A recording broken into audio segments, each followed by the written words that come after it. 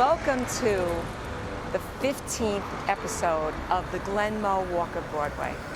In our 14th episode, we talked about the history of City Hall and City Hall Park and took a little bit of a walk off of Broadway to visit the Tweed Courthouse. So now our next step as we travel south on Broadway, we'll begin to enter the financial district. So let's go.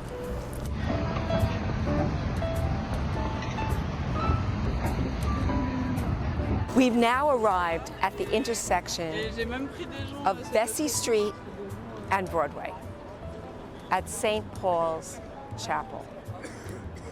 Trinity Church is but a few blocks south of here. And in 1766, parishioners were overflowing, so the church leaders made a decision to build St. Paul's. It has an amazing history. In 1789, George Washington was inaugurated at Federal Hall, but a few blocks away. After the inauguration, he walked here to St. Paul's to attend services. St. Paul's Chapel is an amazing survivor. 6 days after the British took over and occupied New York, the Great Fire was sparked.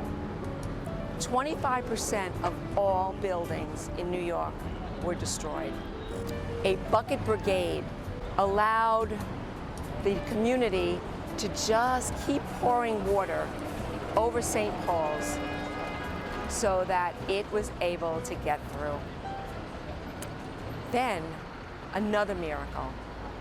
125 years later, in the 9/11 attacks, when the towers of the World Trade Center fell, it shook St. Paul's Chapel to its core. Yet not one window was shattered. And now I'd like to show you how.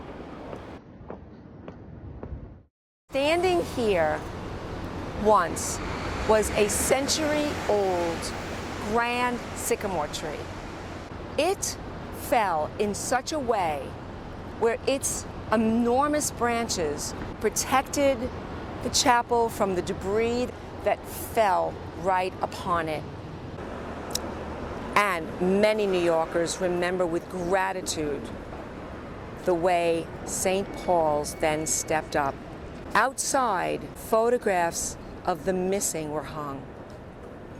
Inside, volunteers worked here for 8 straight months, 24 hours a day, to run a refuge for recovery workers. Those police, firefighters, and construction workers who came from ground zero to rest, eat, and sleep.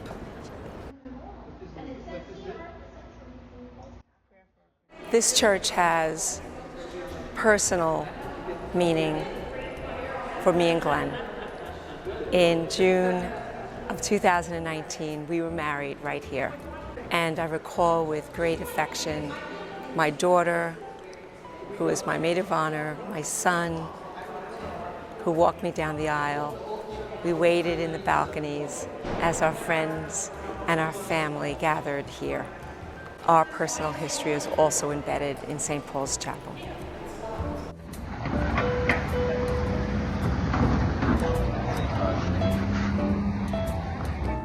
We are now at the intersection of Fulton Street and Broadway, 195 Broadway. Behind me is the former AT&T building. At the time when it was built, it was one of the early New York City skyscrapers. It has more marble in it than what is perceived in any other building in Manhattan.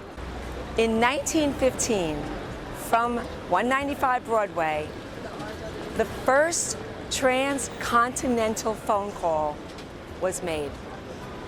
Alexander Graham Bell was here and his assistant, Tom Watson, was in San Francisco. They even did a little play acting to recreate their first call from 1876, was from one room to the next. They use a little of the same language. Using a reproduction of the first telephone, he again sent me the words of that now historic first sentence, "Mr. Watson, come here, I want you." AT&T moved away years ago, but this is still an office building with a beautiful lobby that is worth checking out.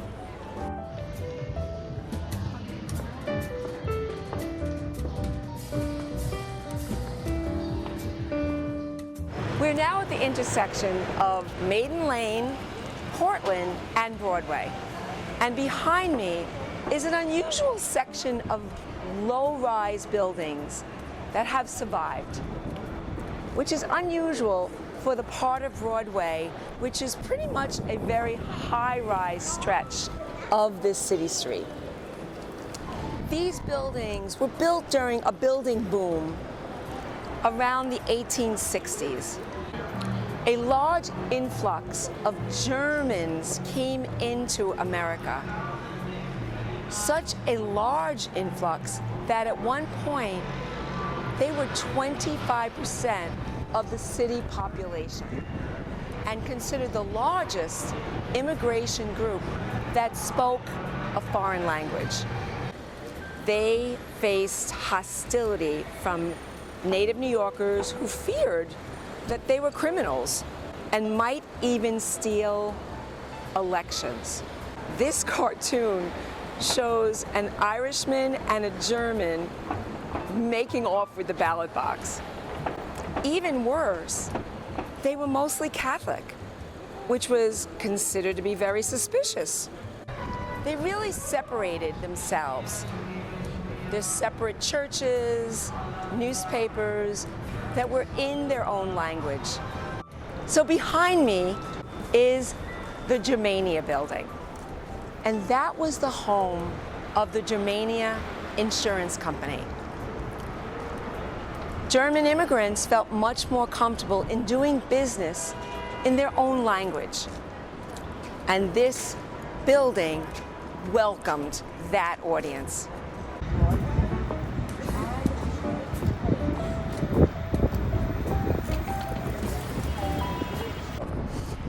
We are now in Zuccotti Park, bound by Broadway, Liberty Place, and Trinity Place. This was the site of the first colonial coffee shop, built in 1696. In 1773, the Sons of Liberty came to this coffee shop outside, gathered crowds, and publicly denounced the Tea Act. And it was really the first of the demonstrations against the East India Trading Company. This is a public park. It is owned privately, and it was built as an exchange for one liberty to be built much higher.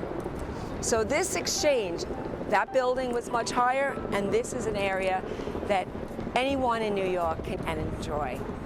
It was also the site of Occupy Wall Street, which in 2011, in September, people came here to demonstrate against what was going on with the economy, with Wall Street. People stayed night and day and built a tent village. It took them to November 15th for the protesters to be removed from this park, with obviously a lot of pepper spray and a lot of police action.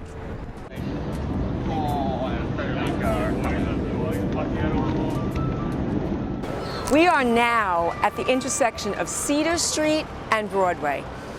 And behind me at 120 Broadway is one of the most famous and influential buildings in New York, the Equitable Building. It was built in 1915. It's 38 stories high. It's got 1.2 million square feet of floor space. As you look at it, you can see that it is straight from the ground, straight up 38 floors, and it's pressed right against the street. It created a huge shadow on other buildings and the street, and it allowed no light to hit the ground. There was tremendous outrage, and there was an understanding now that if this type of building continued, there would be no light on the ground. So, in 1916, the Zoning Resolution Act changed the way buildings would be built in New York. It required setbacks, not only at the street level, but as the building rose, creating a wedding cake effect. The setback at street level allows for light and air to reach the street. With this more modern building right here next door, we can see how that zoning was later changed to allow tall, straight buildings as long as they were set far back from the street.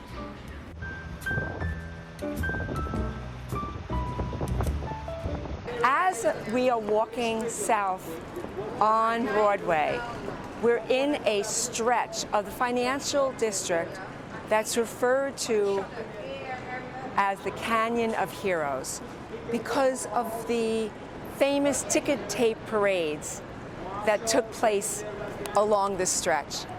And what you'll notice is these strips in the street that provide the name and the dates of those that have been honored with these parades. This started in 1886 when the Statue of Liberty was dedicated. But it was a work day, and many people in the financial district could not partake, could not be part of the celebration because they were working. So what they did is they opened their windows and they tossed out all of the ticker tape that they had in their office in order to be part of the celebration. Ticker tape were those receipts that would come out of the ticker tape machine to show the latest stock prices. As time went on and the idea of these parades took hold, then people would actually be given confetti by the city in order to create the amazing events that we get to watch. During the Cold War, the State Department would create ticker tape parades for personalities that you would not even know.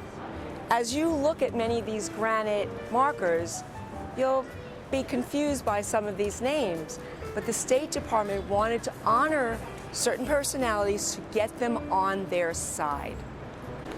We're going to end here at Trinity Church, one of the most influential sites in New York City.